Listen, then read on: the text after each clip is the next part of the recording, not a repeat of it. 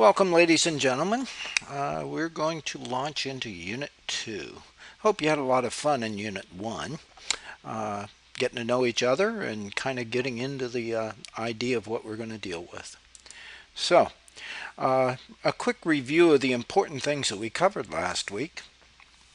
We looked at the administrative details of the course. We looked at the syllabus and went through some of the important parts there that I hope you had a chance to go back and read over. Then we jumped into the actual definition of entrepreneurship, and we looked at some of the facets of that we would be concerned with. For instance, definitely the fact that there's so much change anytime you're running a business. Doesn't matter where you're at or how you're doing it, what kind of business it is, change is constant. Okay? And we know that not all businesses are successful. And if we can be prepared for that, then it's going to be a significant advantage for us. Why? Because there's some things we need to know about failure. One is how to do it most effectively so that we get the most out of it. If the business is going to flounder a little bit, and sometimes it just happens. I was talking to a gentleman today that he and his wife have a daycare center, and they're struggling with it right now. And he's not sure he's going to be able to keep making payroll. And so it becomes a very real problem. So what we're talking about is if you are in that situation, you want to make sure that the failure does not drag out interminably. Once you're sure that that's what's going to happen, then make the decisions to make it so. Okay, you want to learn as much as you can from that failure so that your next business venture is more successful. So you want to, I guess the word is fail smart. Okay, and try to do it in a way that does not erode all of your cash. In other words, do it cheaply. But the most important part is to do it with integrity. In other words, make sure that you don't cheat anyone, you don't lie to anyone, that you function with integrity and in an honorable way. Because those very same people that you're dealing with now, you may well be dealing with them again in the very near future in a different business venue. So, we notice that in any business of our own, there are some advantages, and we'll discuss disadvantages too. But the advantages center on our personal advantage, how we feel about the business, how we feel about being in business, what our professional standing is, and whether or not we have the possibility of making a significant amount of money. Okay, but likewise, with those advantages, that's the whole reason we go into business. Yeah, being your own boss is definitely part of that. And so knowing that we're in that situation, that there are some advantages to be accrued, that's why we take this risk. So what kind of challenges are we going to have to deal with? Well, we already mentioned the fact that there is some risk in the business. Financial instability, what that really is pointing at is that all businesses have some kind of cycle to them. There'll be times when there'll be a lot of cash coming in and a lot of sales, and there'll be other times when there's not so much sales coming in. And it may be interesting that some of the times when there's a lot of cash coming in, a lot of sales, there may not be very many bills to pay. And another time, when you have very little cash coming in, may be the time that most of the bills are due. And so that becomes, it's a challenge to deal with. It has to be coordinated. Obviously, when you work for yourself, you are working for the hardest boss you're ever going to work for. Okay? You will demand more of yourself than any boss who ever paid you an hourly salary demanded of you. It's just the way it is. Okay? And obviously, we know that everything changes. Okay, you get up in the morning, you think the business is stable for today, and you get to work and you find out that some new crisis has arisen. Some new law has gone into effect. Some new vendor is not able to supply you with what you thought you were going to be supplied with. Whatever. There's constant change going on, and you have to be the one to respond to it because you are the one. In other words, as President Truman said, the buck stops here. Basically, you are responsible for everything that business does or fails to do. So therefore, you're the one making the decisions. And we saw that there are 4 C's involved in being an entrepreneur. And I'm not going to spend a lot of time dealing with that. We dealt with it last week. And then we looked at how do we take and convert that dream into a reality. In other words, we start off with some brilliant idea. Maybe we woke up in the middle of the night a while back and thought, oh, wouldn't it be wonderful if and you fill in the blank, what kind of business it is you want. And we only see, in that situation, we only see the good side. Okay? We see how great it could be and how successful we could be. And so what we need now is to take a realistic view of that and put together a functional plan. A plan that you can follow step by step and adjust as changes come up. But at least you have the bare bones of a plan, and you've got something to map your steps, if you will. And so if you ever get a chance, you may want to try, if you're really struggling with different ideas, is Google the word mind map and try playing a little bit with that. Okay? And see what that happens. Okay? It can help you organize your thinking. Okay, we looked at a number of worksheets that our author has prepared for us. And again, the idea of those worksheets, some of them we'll use here in the classroom as part of assignments, but most of them are there for you to organize your thinking, to get things in place in your mind so that you have the best possible outcome for your business. So, obviously, if you have any questions, be sure to let me know. And what we'll do now is move into Unit 2. Since we're going to be doing some planning, we have to figure out what it is we want to plan.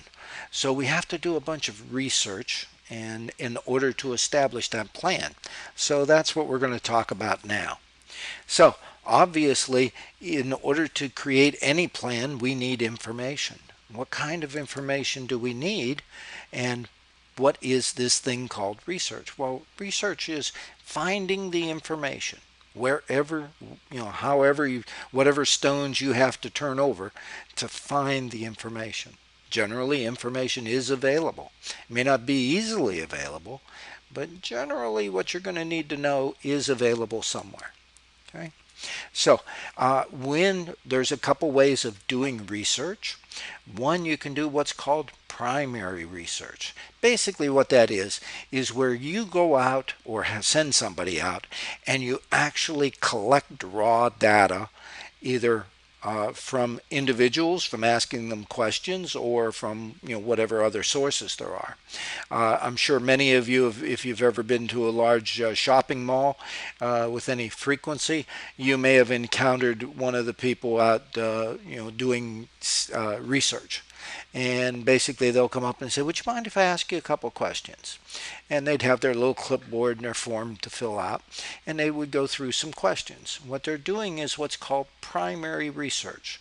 They're asking questions of a particular respondent. A respondent is a person answering the questions. So that's one way to do research. Actually go out and collect the raw information. Another way is to do what we call secondary research. Okay? And now I should explain a little bit about this picture on the lower right. Okay? You might not be familiar with what this gentleman is doing, but he's actually working with an old-fashioned Kindle or e-reader, except they didn't need batteries and they didn't need to be plugged in. Instead, there were a whole series of these very thin little Kindles, and you would flip one over, and on one side you'd read one page of the information, and rather than scrolling your Kindle, what you would do is flip it over and you'd read the other side, and then there'd be another one of these. Okay, so it's an old-fashioned thing we called a book, and the area that where all these books were stored was called a library. Okay, and so what secondary research is going to some source of information, such as a library or a trade group or the government or something, and reading the research that somebody else did. So somebody else went and collected the raw data, did the primary research, and then they wrote a book about it. And so what you're doing is reading the book about the research they did to see how it would apply to you. So that would be the more popular way, the way most people do the research. Okay, it's a lot less expensive to go that way. Okay, and where the primary research, you have to actually pay people to go out and collect the data, and then you have to have a way to process that data. And we'll talk more about that later in the course too. So what kind of data can you get? Well, we can get data that is numbers. That's what we call quantitative. When you get records of how many sales a particular business has had, if they publish that somewhere, if you get information from the government about average, unemployment rate, or you get information from the government on income levels, those are numbers. Okay, and so if you ask someone to say on a scale of 1 to 10, what do you think of this particular product? Okay, do you like it? You give it a 10. If you don't like it, you give it a 1. So you're dealing with a number. Okay? So that's quantitative data. And qualitative data is words. Okay, basically when you ask someone, how do you feel about this? Do you like the product or not? Could you tell me why? Okay, that's all qualitative information. You're getting the information from somebody. Now, it may be secondary research that the qualitative information is available, or it may be primary research where you're actually going out and asking the questions. Likewise, with the quantitative or numbers, you may be getting it from primary research, actually collecting information, asking questions of the respondents, or you can go get it through secondary research, someone else that's crunched the numbers and collected the numbers, and they may even give you the raw data and you can work with that. It depends on what questions you're trying to answer. Okay, so in order to figure out what questions to ask, you have to kind of know what is it that you want to know about. Okay, and how are you going to use the information? If you're going to use some very sophisticated statistical techniques to analyze the data, for instance, you want to know what the average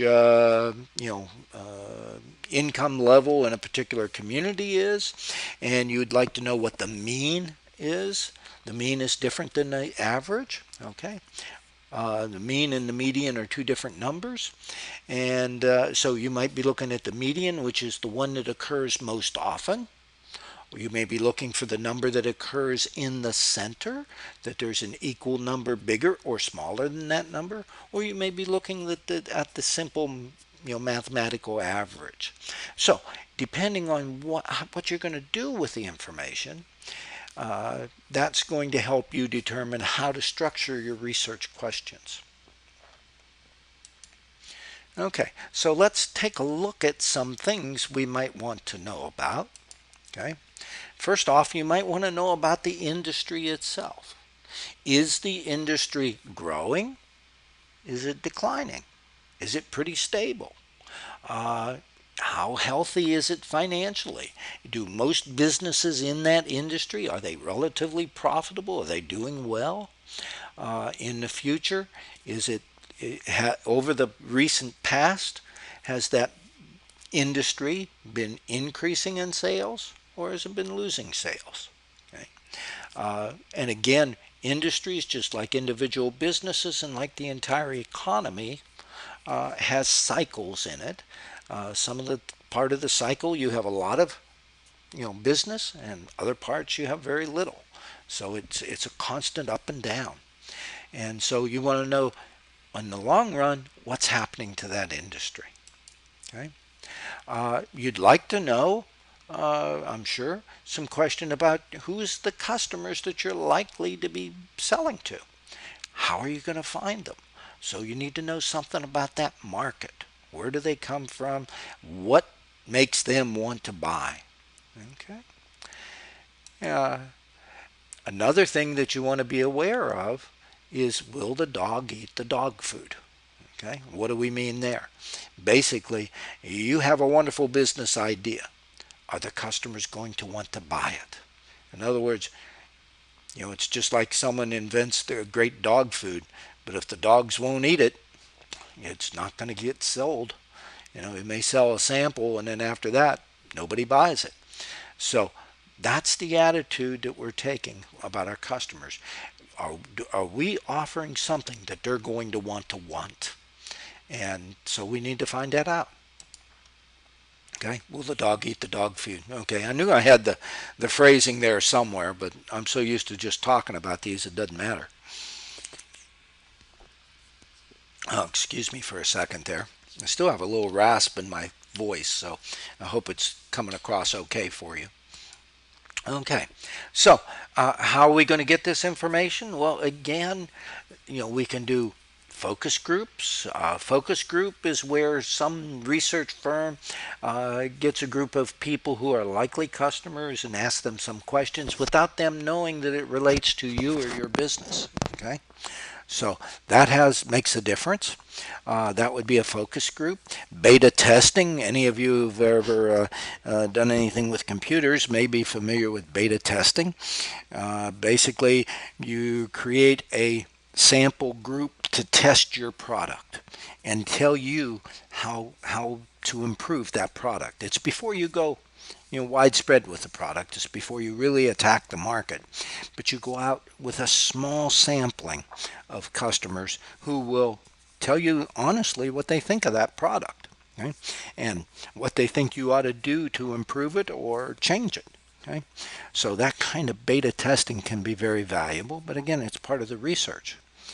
Now, surveys, that's basically where you send out a questionnaire and you ask people to fill it out and send it back. And of course, if you've received questionnaires, you just scratch your head as the person receiving it and say, why do I want to take my time to fill this out? Do I even care? So surveys may be a little less useful. Interviews and direct observation are very good ways to collect information. But again, it depends on the kind of information you want and who your likely respondents are, whether or not they're easy to observe and whether or not they're willing to be interviewed. Okay. So we already know we want to know something about our industry. We want to know something about our customers. Okay. The third thing is we want to know something about our competitors. Who are we going to be banging our heads against out in the marketplace? Who's going to be trying to take our business, and who are we trying to take business from? Okay. And there's some things the competitors are going to be competing with. Question is, what kind of product are they selling? Is their product better than yours, or do you have the better product? How are they pricing their product or service? And anytime I say product, you can also put service in there. So it's product or service. How are they pricing it? Are they quality pricing it, at a premium price where they're expecting their customers to pay more for it? And can you undercut them? Or are they the low price leaders and you're going to have to charge a higher price because your costs are going to be higher than theirs? What kind of terms can they offer to their customers? In other words, do they need to be paid cash up front, or can they accept payments and layaways and whatever else? Okay. Who are the customers that they go after? Who are their customers? Are you going to be trying to steal their customers, or are you going to be trying to get new customers? And if so, from where? So what are they doing? And then really the bottom line is, how successful are these competitors? If they're making a lot of money and business is really good, then in all likelihood you can sneak in there and steal a little bit of business. Okay? If they're on the verge of going bankrupt, that's probably, and several of the competitors are in that situation, that's not an industry you want to get into. So you just need to know what the situation is, so you have to research about your competitors too. Okay, so those are the three areas that we're most concerned with. Okay. Another area that you might want to consider is what other companies, now these are not competitors, but these are other companies that you might possibly be able to partner with. Now you see the young lady, or the lady on the right with the necklace, and you see her pushing a button on that necklace. That's the well, what it is an emergency response unit. But you might remember the old commercials that said, "Help me, I'm falling and I can't get up." And the lady is wearing a necklace, and she presses the button, and there's a device hooked to her phone that calls for help, and the paramedics come walking in to save her. Okay, it's that kind of thing. And I may have told you last week, I don't know if I did or not, but for many years, matter of fact, almost, well, more years than I want to count, I ran a health insurance agency selling Medicare supplements to elderly folks, people who are on Medicare. So that's the picture on the left, the health insurance. Okay. What was interesting was, since all of our customers were 65 or older, and at one time I had 30 agents, not 29, 30 agents in the field selling these Medicare supplements, well, we ended up connected with another company that had these emergency response units. Why? Because there was a synergy there where we would encounter a customer that could use that. We don't want to be in the business of putting out those units and taking care of them and managing them, and all the service that goes with it. We had our hands full with our insurance, but we could recommend that this other company that had that business to our customers who would need that service. And at the same time, when that company was out making calls and putting these emergency response units in other houses, they could recommend us as the insurance company to come to. And so we had a synergistic relationship with that company and us. And it brought business to both of us. So that's a key. Okay. And again, this is a similar situation with a company that could be doing medical equipment and connected with the emergency response units. Okay, so I just use that as an example because I had some personal experience with that years ago. Okay. So we've got four things that we want to know about: our industry, our customers, our competitors, and any other companies that we can synergistically work with. Now, the question is, we mentioned failures, and I hate to be negative, but I wanted to start the course out with that idea of failure last week and touching on it this week, because it's something that should not come as a shock to somebody. Okay? And so what we do is look at what causes businesses to fail, maybe a little bit more easily than some others. Okay? And normally it's people that jump into business kind of on a whim. Okay? And maybe they have some background information, maybe they've worked in the industry before, but they jump in without really having done all the planning and all the understanding that it takes to look at all the different facets of the business and put the right plan together to be successful. And so that's why many businesses fail within their first year. They start out like gangbusters, but they don't have everything together. They don't have their ducks in a row, if you will. Okay, and where if a business makes it beyond the first year, in all likelihood, it's going to be reasonably successful unless some catastrophe happens. And a catastrophe could be something as simple as a downturn in the economy, or it could be something that happens to one of the owners, or it could be a rise in the price of crude oil. If crude oil right now is down relatively low, less than $50 a barrel, and so we're seeing gasoline. I saw gasoline today at $1.96 a gallon. And but remember that just as quick as gasoline went down, it could go up, and it could be at $10 a gallon. And imagine how hard it would be to run a business if you have to have delivery trucks out there and you've got to pay $10 a gallon for gas. Okay, that would be devastating for a lot of businesses. So these things happen, and if you've not planned, the businesses that don't plan are going to be less successful. So let's kind of talk about why we care about that plan. Well, there's a couple things we're going to use that plan for. I've already alluded to the fact that we need the steps that we're going to go through to start this business, to grow this business, to take it where we want to be. So if we've thought it out and written it up, then that's going to be a valuable tool for us. Okay. Now, another thing that most businesses are going to require sooner or later in their startup cycle or their early growth cycle is they're going to need some outside investment.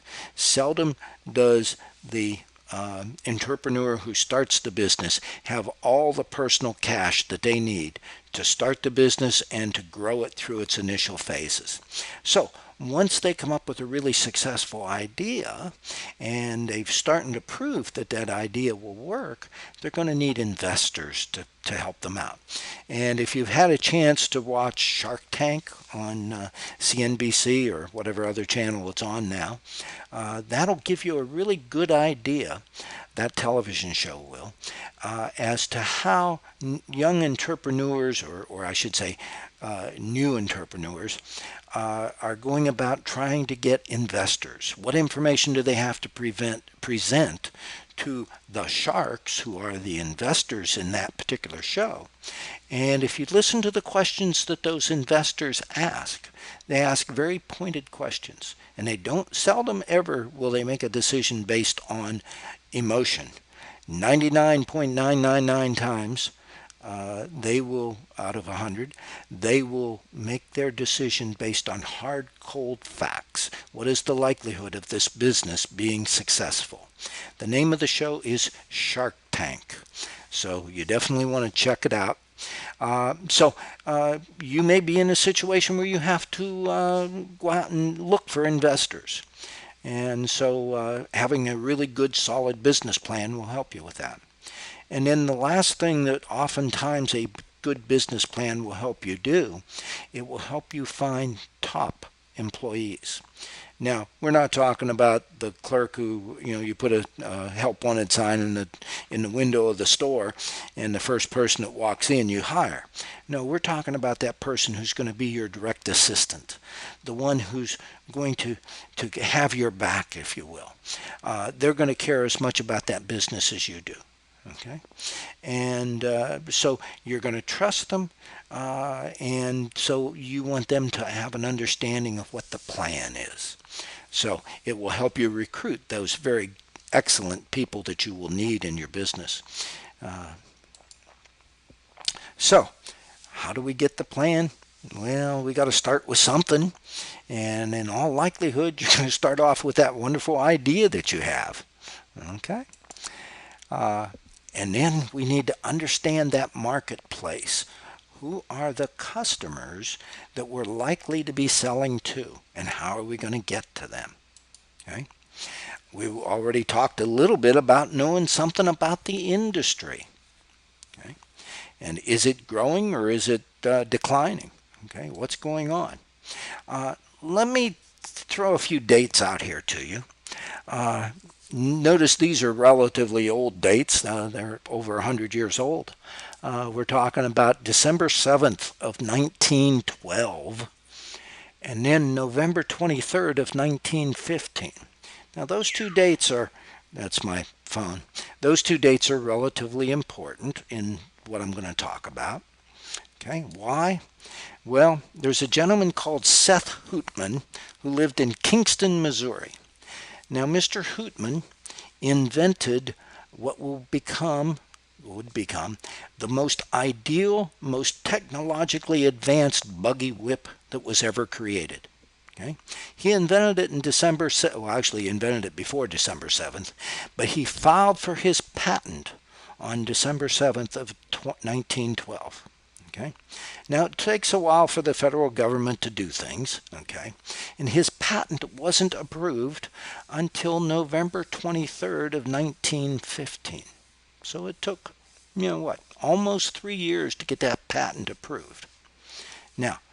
So now he's ready to start selling his buggy whips. And these are fantastic buggy whips. I mean, they have just the right spring, just the right snap, so that the horse hears that snap and they know what to do. Okay? But how many of you people have ever heard of Seth Hootman? That's a rhetorical question. You don't have to answer it, but think for a minute. Have you ever heard of Seth Hootman, and why not? Because most people will say, nope, never heard of that guy. Well, one of the reasons is that Mr. Hootman neglected to research the industry. What happened 4 years before he invented his whip, buggy whip? Mr. Henry Ford also invented a new way of manufacturing those crazy modern vehicles called cars. Okay? So Henry Ford started producing his Model T on an assembly line in 1908. What happened to the buggy whip business? We all know who Henry Ford is, right? Many of us drive one of his cars, okay? But nobody knows who Seth Hootman is. Okay? So here is a case of an industry in serious decline. Okay? And yet this person is investing significant effort into the product. Don't be the Seth Hootman of your industry.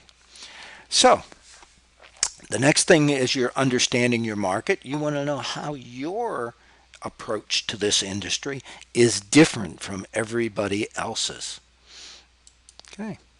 So what are some parts of the plan that we need to do? And I'm not going to read these to you. You go to your textbook and look at pages 77 to 80, and you can see all the different parts that your author recommends you put into your business plan. You could go to any number of sources online and get some other ideas of elements that should be in your business plan.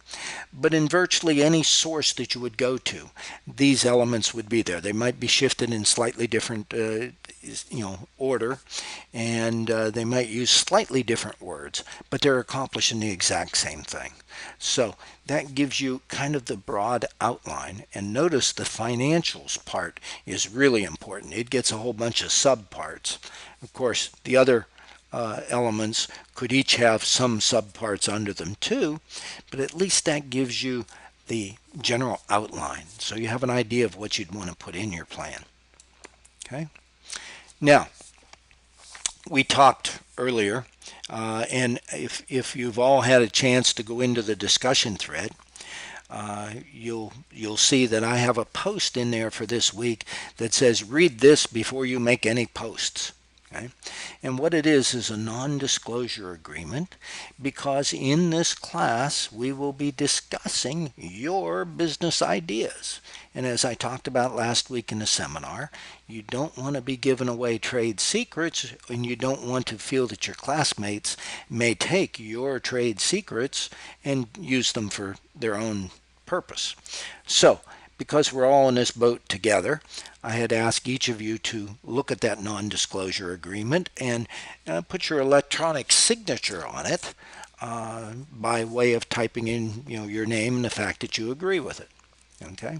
Now, I should tell you that when it comes to asking professional investors like the sharks on Shark Tank or other investors of that same category that deal with many, many businesses, they're not going to sign a non-disclosure agreement. They see too many businesses, and they're not there to steal your idea. They're waiting for the best idea to come along, and that's the one that they're going to help that person achieve the success they want. So they're not going to steal your idea and go somewhere else. Okay? But don't think that just because you have a non-disclosure agreement, you'll be able to get everybody to sign it. That probably isn't going to happen. But it is a good idea to at least present it to people that you might have some concern about. So, now, in week 10, you will need to create a PowerPoint presentation of your, I guess, your elevator pitch. I think the actual assignment asks for one of your elevator pitch.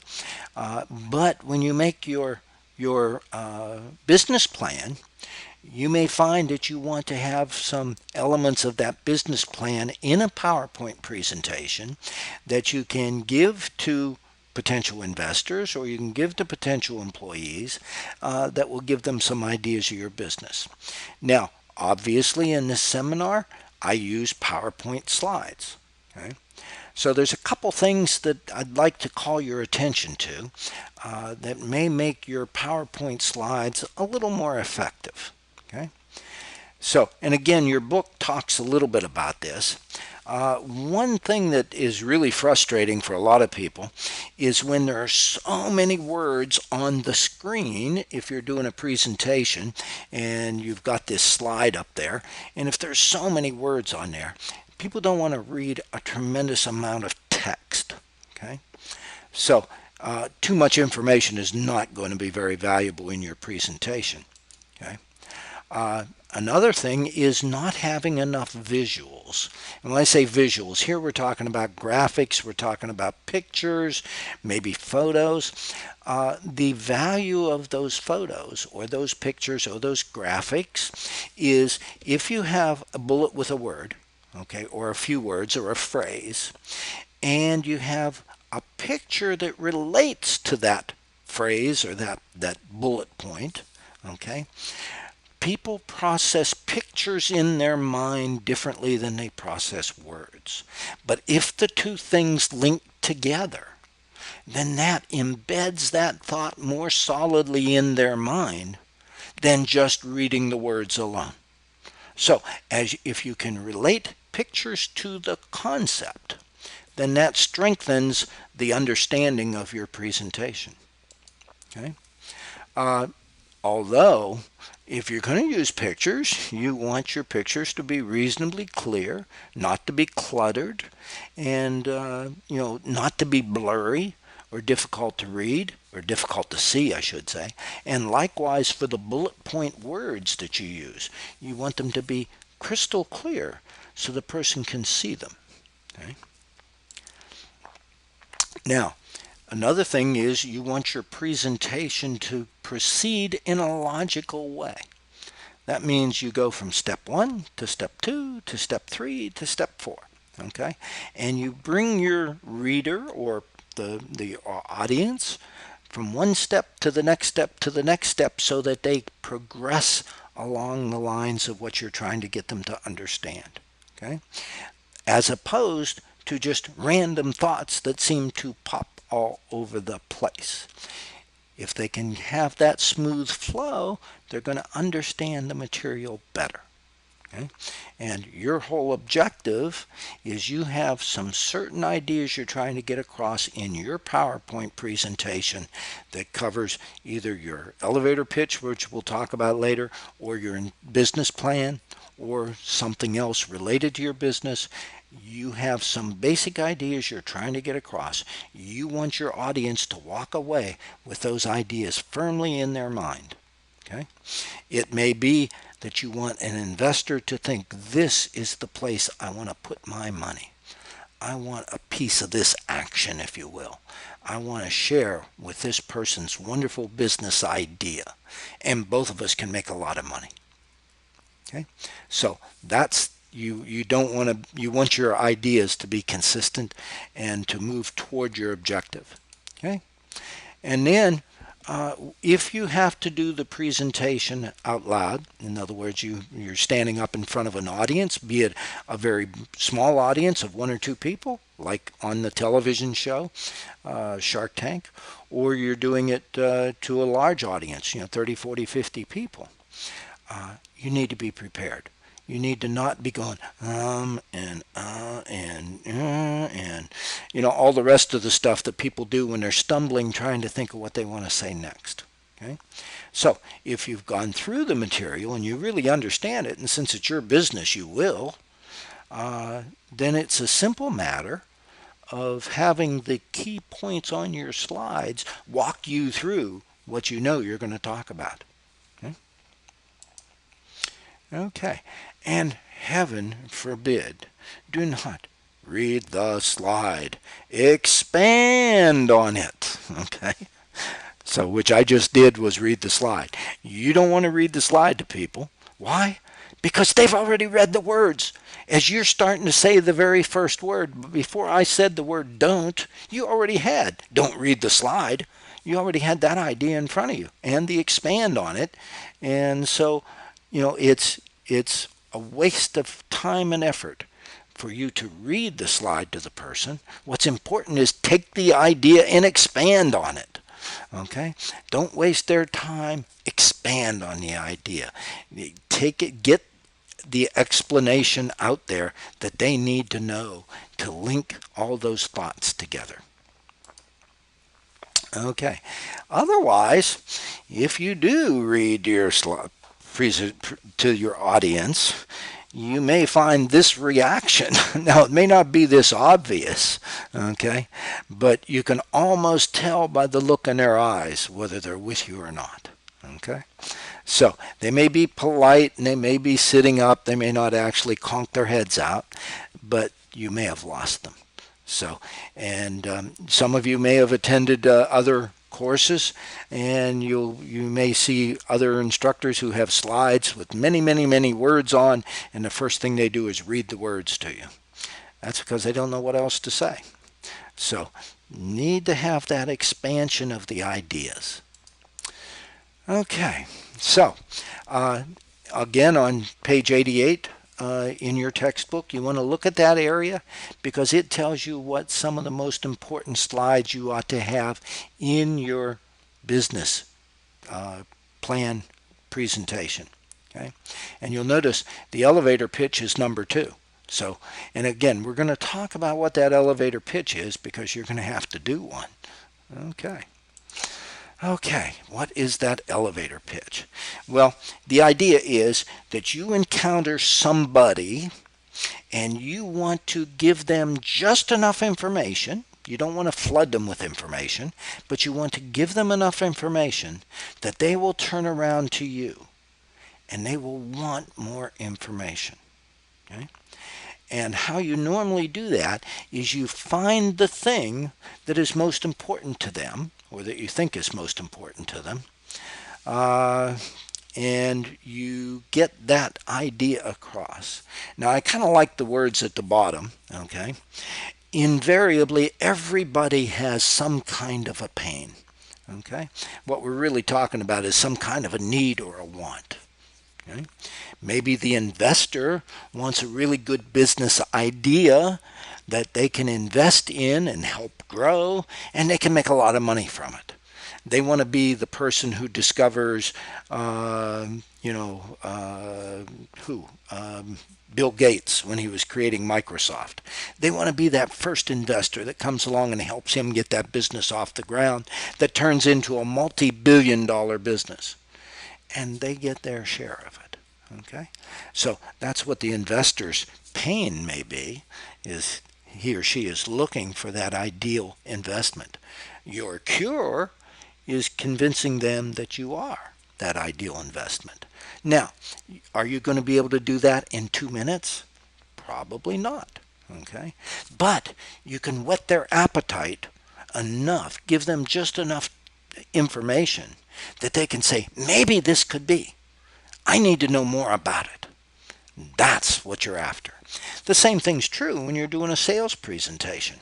You're actually trying to sell your product or your service to a particular customer, a potential customer. Okay? What are you doing? You're trying to find what their need, or more importantly, what their want is. Okay? And how can you fulfill that want? If you're into photography, okay, it may be a case of, the person wants the ideal picture of their family, to capture that moment in time where their family is at these ages and stages that they're at now, and they're all together. And you have the way to create that picture, that photograph, that is going to be so realistic and capture just the right um, you know uh, expressions on each person's face, and you've got just the right background, and you can make this the picture that the family will remember forever. Okay? That's finding the pain and how you can cure that pain. Okay. Okay. So, if you're looking for that investor, there's a couple of key things that you want to click on. Okay?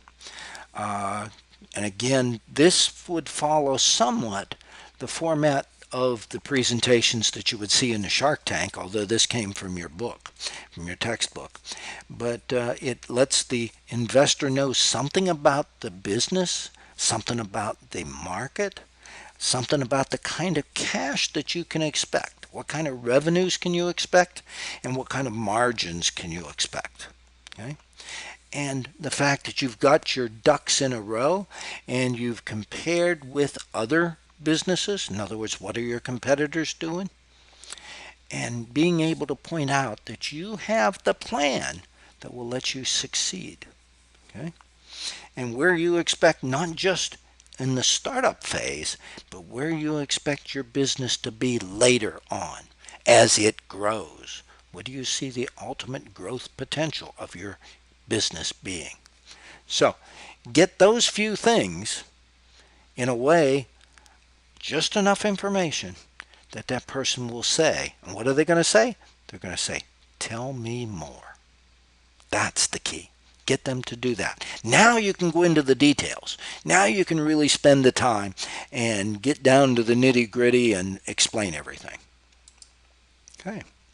So, again, when we're doing the sales pitch, now we were just talking about an elevator pitch, and the reason we say elevator pitch, you're not doing it in an elevator, but what we were talking about was you have such a short period of time, maybe just 2 minutes to get your idea across. Okay, that's the elevator pitch for the investor. But the sales pitch is a little different. You have a much shorter period of time if you're approaching a new customer to get them to say, okay, you can tell me more about this. Okay, so you really have to have an idea of what are their wants. And notice I don't focus on needs. Needs are the food, the clothing, the shelter, the water. That's a need.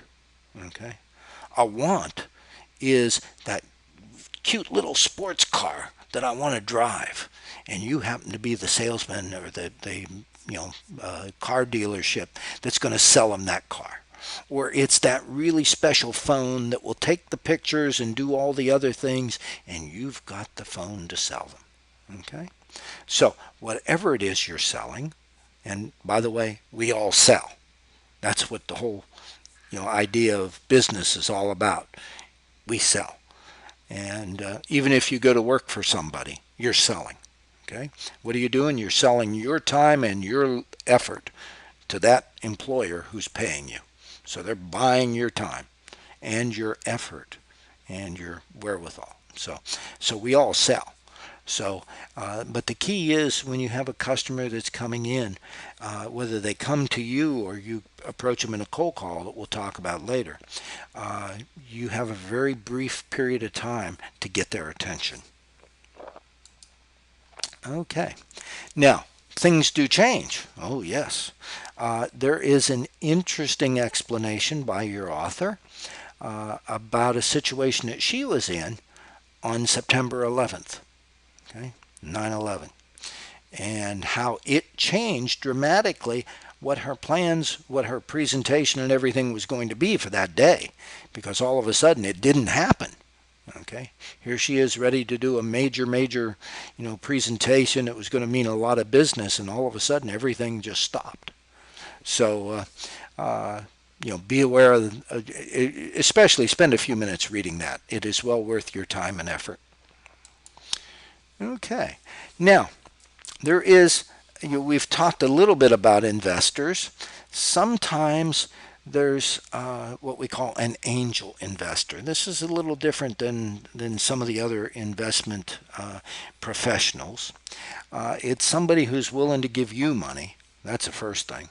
But what they're going to want to do is they're going to want to share the profits in the business. Well, any investor is, but an angel investor is one that's working with you. Okay? So imagine that you were in the situation that this slide depicts. Are you willing to give up a major share of your business?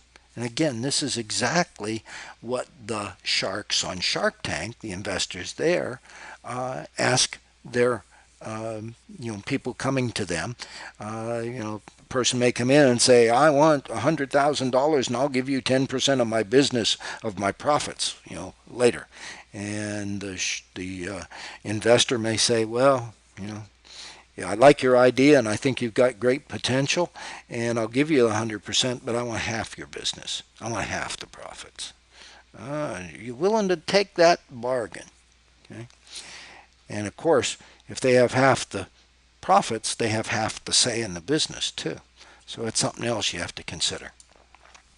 So we've covered a bunch of things. Make sure, and again, all I'm trying to do is give you a preview of what you're going to be covering this week in your readings. So if you have any questions, make sure you get a hold of me. We do 2 more chapters this week. We're going to do 3 and 4. Do look at the learning activities and key terms. Now, each week, remember that one of the things we have is a statement or an extra assignment about your final project. Now, that's not something you have to turn in, but we're trying to get you to think about it in advance. Okay? So we give you some things to work on related to your final project. Just because you're not turning it in, don't ignore that. Because come week 9 and week 10, you're going to wish you had all those things already done. So work on them a little bit at a time.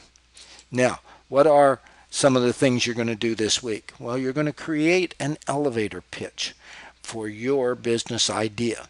Now, if you're one of those people who don't have a business idea firmly in mind yet, okay, just make up something, okay? But the ones that already have their business idea, this is a chance to kind of play with it and really get your ideas out there. And again, your author gives you a worksheet to work on that. But this is what you're going to do in your presentation in the discussion thread. I even put a little blip in there that you might even want to pre-record it, video it. And you can take a look at that if you have any interest. It's not a requirement, but it's just an idea that might help you, playing with the idea. But that's in your discussion thread. Remember, you need to have that first post by Saturday night. Now, this week we have a holiday next Monday. Okay, so that said, let's go on a little further. So you know what to do with your discussion thread. Okay. Unit 2's assignment, you're going to continue looking at Tom's shoes, but we're going to look at it in a slightly different approach. Okay, we're going to look at how research is done, and then let you do a little bit of secondary research of your own on Tom's shoes. So instead of just going to Tom's shoes website, you may want to do some additional web research. Okay. What do you have to do toward your final project? Well, think of what type of opportunities available to you for your business idea. And so, how would you like to get into business? Are you just going to go out and rent a store and, open up front doors? Or are you going to maybe get a McDonald's French franchise? Are you going to do it by yourself, or are you going to need some help? Okay. And so, okay, so work on your final project, and then you know how to contact me. If you need me, do not be afraid to get a hold of me. I am here to help you, and I have several ways you can get a hold of me there. Okay, and with that, I want to thank you all for attending tonight, and we'll see you in the discussion thread, and I'll see you next week in the seminars.